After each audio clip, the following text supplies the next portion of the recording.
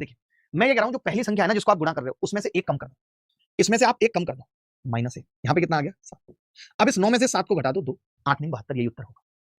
8 नहीं 72 तो वैसे ही पता था हमें। ये यार ये क्या पढ़ा रहा है मास्टर, यार मजा आ रहा है। देखो आप देखना जरा 73 की गुणा करनी है तो मैंने क्या कहा एक कम कर दो, आपने कहा जी 72 आ जाएगा, मैंने कहा 72 को इसमें से घटा दो तो आपने कहा 7 और गुणा करके देख लो यही आ रहा होगा, गुणा करके देखो तो सही यही आ रहा होगा यार।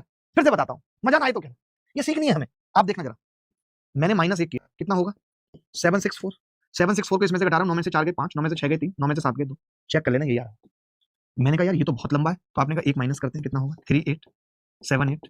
अब ये 9 9 9 है, यहाँ पे गलत लिखा हुआ है, एक 9 कम लिखा हुआ है, इसको भी लिख लो। जितनी डिजिट है उतनी डिजिट है। 9 में से 9 जाए, 9 में से 8 जाएगा 1, 9 में से 7 जाएगा 2, 9 में से 8 जाएगा 1, 9 में से 3 जाएगा 6, ये उत्तर। आप मुझे बता दो ये ट्रिक अगर समझ में आ गई है, 9 का जादू आपको समझ में आ गया है, तो फिर मैं इस पे सवाल पूछ लूं। आपने कहा कि जी इस सवाल का उत्तर मैं देखूं अगर ऑप्शन के हिसाब से तो 3 4 5 6 7 7 होगा। 3 4 5 ये ऑप्शन तो होगा नहीं, ये भी नहीं होगा, 3 4 5 6 7 7। अब ये एक ही ऑप्शन था तो खेल खत्म हो गया। आप चाहते तो पूरा कर सकते थे, वैसे पूरा करने की जरूरत नहीं थी। जैसे ये था 3 4 5 6 7 8 था और इसकी गुणा कितने से हो रही थी 1 2 3 3 9 1 2 3 9, ठीक है।